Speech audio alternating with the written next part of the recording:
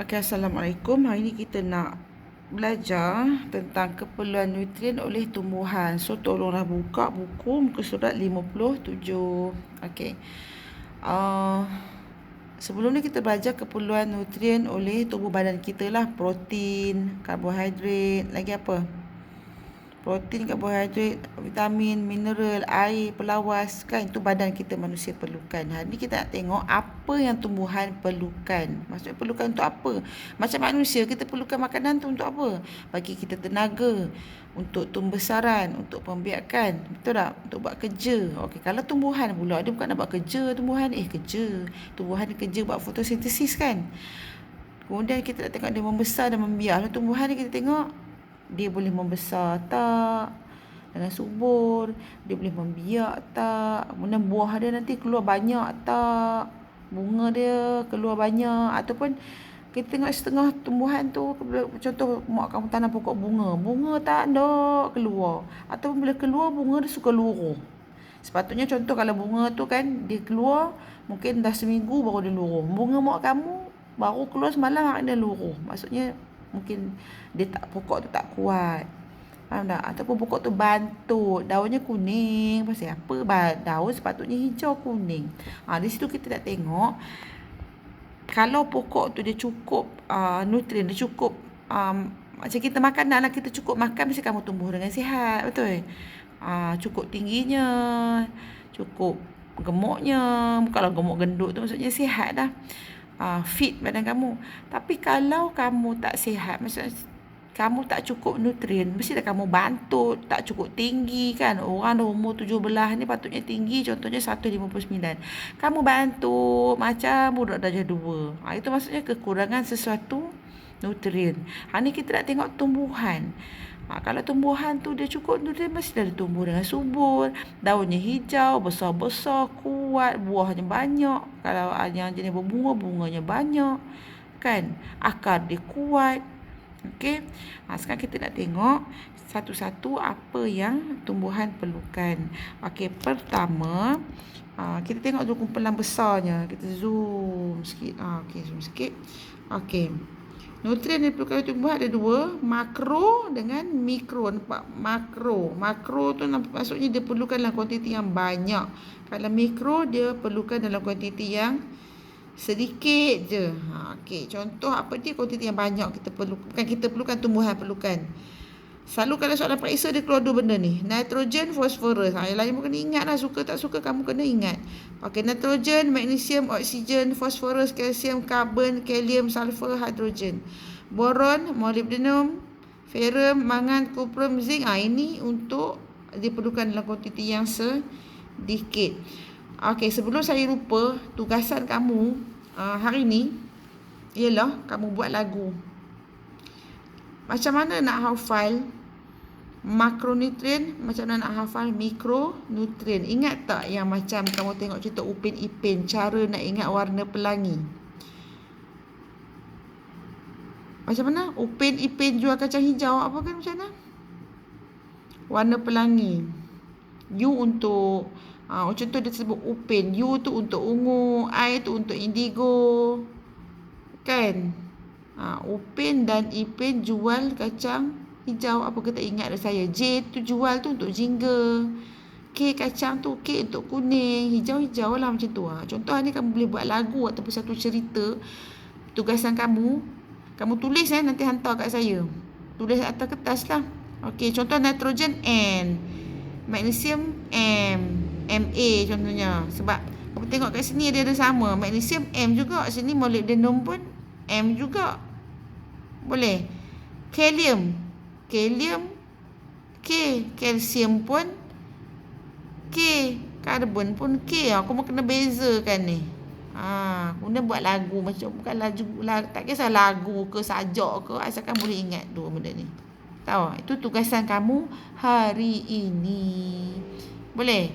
Okey, jadinya nanti habis saya bercakap ni, habis saya mengajar ni, kamu boleh buatlah lagu ke sajak ke apa, nak bagi kamu ingat makronutrien dengan mikronutrien. Buat macam Upin Ipin, hafal warna pelangi tu pun tak apa. Okey, kita pergi ke muka surat seterusnya. kita nak tengok apa fungsi setiap nutrien yang tadi tu. Okey. Tengok pertama nitrogen. Kenapa tumbuhan perlukan nitrogen? Pertama dia untuk mensintesiskan protein, klorofil, enzim dan asid nukleik. Apa ke benda lah nukleik? Cakap kamu ingat macam ni ya? Dua ni je. Membantu pertumbuhan dahan dan daun. Kedua, meningkatkan pengeluaran buah dan biji benih. Contoh kalau macam mak kamu tanam pelam tak berbuah-buah tu, suruh mak kamu beli baja yang ada nitrogen. Okey. Kemudian seterusnya kita tengok yang kedua, fosforus. Kenapa perlukan fosforus? Menggalakkan pembahagian sel untuk penghasilan bunga dan buah. Ni pun sama jugalah. Maksudnya kalau nak buah, nak bunga, kena ada nitrogen dengan fosforus. Dia tak cukup itu, dia tak akan berbuah, dia tak akan berbunga. Okey, kemudian seterusnya kalium. Kalium mensintesiskan protein, menggalakkan pembahagian sel tumbuhan. Apa ke benda pula lagi? Ingat yang ketiga ni senang. Memperkuatkan daya ketahanan terhadap jangkitan penyakit. Pokok pada penyakit tau. Ada kulat lah, apalah. Jadi, kalau kita bagi dia cukup kalium, dia tahan penyakit. Tak mudah. Macam kamu sekarang lah musim-musim COVID ni, so makan apa? Vitamin C. Banyak vitamin C tu, dia membantu immune system pada kamu kan. Jadi, macamkan pokok, kalium ni bantu immune system. Masuk ke sistem kekebalan tumbuhan tu bergantung pada kalium. Okay, macam kita vitamin C. Okey. Magnesium komponen penting dalam klorofil. Apa benda klorofil? Klorofil, ingat klorofil ni yang memberikan warna hijau pada tumbuhan. Kalau tumbuhan tu warna hijau, mesti dalam dia ada klorofil. Okey, jadi kalau kamu tengok tumbuhan tu dia tak cukup hijau lah, bukan layu, dia warna dia pucat, warna dia kuning-kuning, padahal patutnya warna dia hijau kan. Kalau dia naik kuning-kuning tu mungkin dia tak cukup magnesium. Okey. Kalsium. Kalau kalsium, manusia pun perlu kalsium kan. Kalsium untuk pertumbuhan tulang dan gigi. Tengok ni. Kalau tumbuhan dia tak ada tulang dengan gigi, jadi kalsium tu untuk bantu pertumbuhan ujung pucuk dan akar. Okey. Kemudian kita tengok seterusnya sulfur. Sulfur tu berlerang Okey, membantu mensintesiskan protein dan klorofil. Okey, dia membantu perkembangan buah. Tadi kalau yang atas sana dia untuk berbuah. Tadi untuk perkembangan buah, maksudnya nak bagi buah tu membesar, isi dia tebal. Buah tu jadi besar, isinya tebal, cepat matang contohnya kan. Ada setengah tu dia berbuah je, berbuah tapi bantut-bantut buahnya, nanti tak sempat masak dah luruh.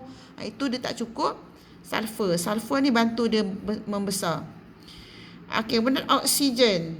Oksigen terlibat dalam respirasi tumbuhan untuk menghasilkan tenaga. Macam kita juga manusia perlukan oksigen. Okey. Kemudian karbon.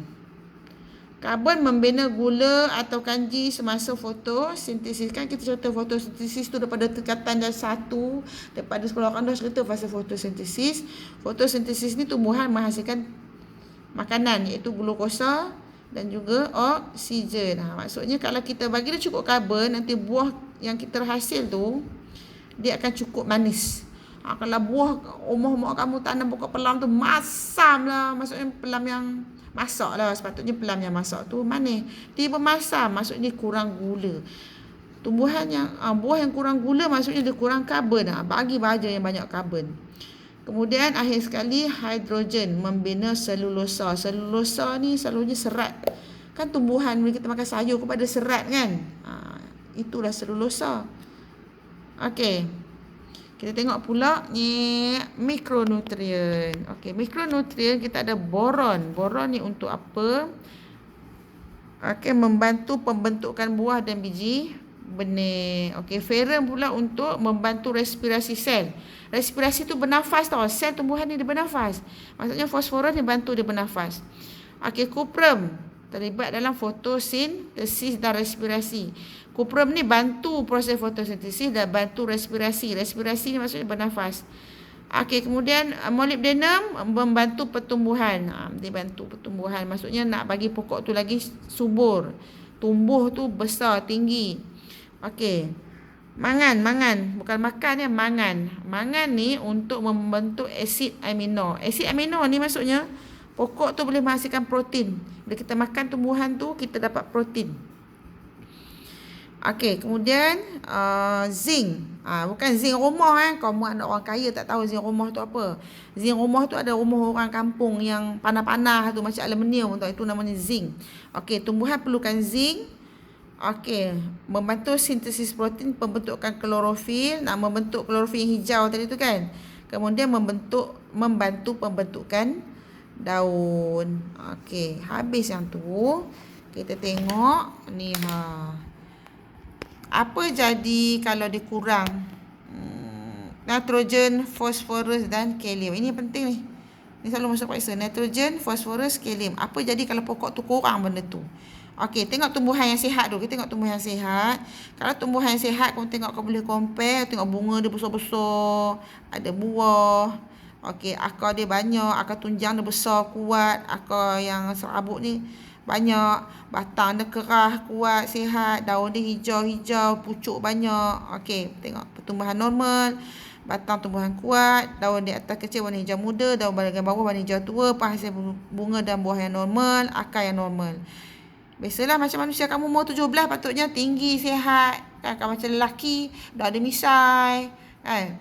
Kalau perempuan, dah sepatutnya dah period. Macam tu. Kita belajar sains, kita buka minda kita. Compare pertumbuhan manusia dengan tumbuhan. Okey, kalau tumbuhan yang kurang nitrogen, kita akan tengok bunga dia. Bunga dia terbantut, buah pun bantut. Kadang-kadang bunga dia warna pucat. Tengok, dia punya daun tu warna kekuningan. Dia punya pucuk cepat gugur. Okey, yang seterusnya kita tengok tumbuhan yang kekurangan fosforus. Saya tak nak baca-baca banyak kat bawah ni, kamu boleh tengok gambar. Daun yang patutnya warna hijau, jadi hujung dia tepi-tepi tu warna purple. Nampak tepi-tepi je. Tepi-tepi tu dia keluar warna purple. Lepas tu nanti dia terbantut. Tengok akar dia. Akar dia merosot. Akar dia tak banyak. Akar tunjangnya pun kecil je. Kan? Nanti pokok ni lama-lama mati dia. Okey. Kadang-kadang yang bawah ni pokok tu dah gulung-gulung macam kena panah. Tepi-tepi dia warna ungu. Okey, tengok ada tak bunga, ada tak buah. Bunga dengan buah tak ada. Sepatutnya kalau normal ada bunga, ada buah. Yang kurang fosforus ni, dia tak ada bunga, tak ada buah. Okey, daun dia jadi purple. Okey, last sekali. Purple bukan semua purple tau, keliling. Okey, last kita ada tumbuhan yang kekurangan kalium. Kita perhati, tengok. Akar dia pun tak sama macam normal. Kan normal, banyak akarnya dan kuat. Tengok, akar tunjang dia besar, kuat. Yang ni akar tunjang pun alahai kecil. Lepas tu akarnya sikit. Tengok bawah daun yang paling matang tu, dia macam dah kekuningan. Hujung-hujung ada warna purple, lepas tu kuning. Okey, kemudian tengok atas pun tengok hijau campur dengan kuning-kuning macam nak layu. Kan dia ada coklat-coklat nak layu. Tengok bunga pun tak bermaya. Selalunya tak ada buah. Bila dia berbunga, gugur, tak berbuah. Berbunga, gugur, tak jadi buah. Maksudnya dia kurang kalium lah. Okey, itu je lah kita belajar hari ni.